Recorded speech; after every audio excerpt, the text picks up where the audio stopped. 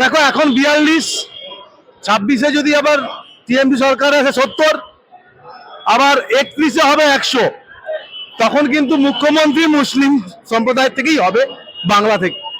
এটা ধরা নিশ্চিত, ধরে রাখো।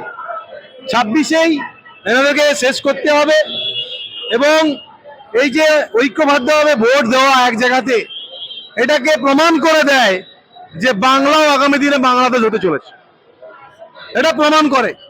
তো তাই সর্বস্তরের মানুষকে আমার আহ্বান, হিন্দুদেরকে আহ্বান, সর্বস্তরের জাতিদেরকে আমার আহ্বান কি তারা ঐক্যবদ্ধভাবে থাকুক, এক হোক, কোনো রকম ভাবে দুর্নীতি কিংবা সাম্প্রদায়িক যাতে না করে, সবাই সাধারণভাবেই বসবাস করুক। আর বাংলাদেশে যা হচ্ছে সত্যি দেখে খুব ভয় লাগে।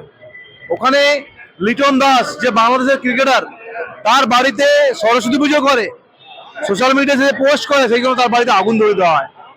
সো ওখানকার হিন্দুদের খুব পরিণাম খারাপ।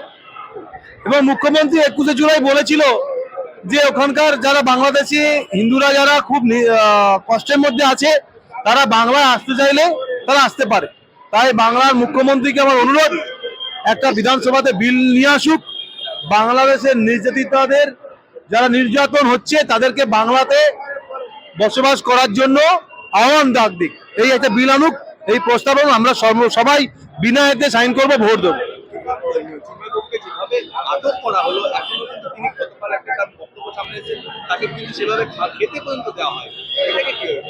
খেতে দেওয়া হয়নি, টর্চার করবে, বিভিন্ন রকম ভাবেই করবে, কারণ উনি হিন্দুদের ঐক্যবদ্ধভাবে করে রেখেছিলেন। এবং দিনের পর দিন ওখানে সংখ্যালঘু হিন্দুরা যেভাবে অত্যাচার হচ্ছিল, যেভাবে তাদেরকে মানে সামাজিক বয়কট যাকে বলা হয়, সেইভাবে তাদের জীবনযাপন করছিল। তারা পুজো করতে হলে তাদেরকে চাঁদা দিতে হতো, 9 লাখ 10 লাখ টাকা করে বাংলাদেশি পয়সা দিতে হতো। তো সেখানে আর কতটাই বা ভালো থাকবে সেটা আশা করা যায়।